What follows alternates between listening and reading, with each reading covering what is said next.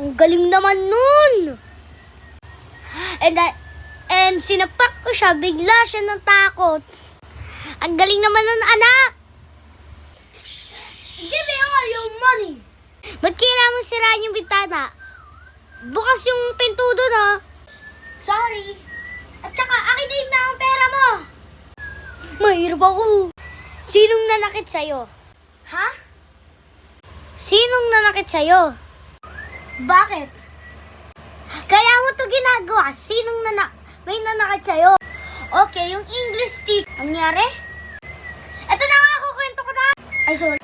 Yung English teacher ko, sabi, tatanda ko na mahirap. May English teacher talaga? Anong nangyayari dito? Ay, sorry, alis na ako dito. Tama lang.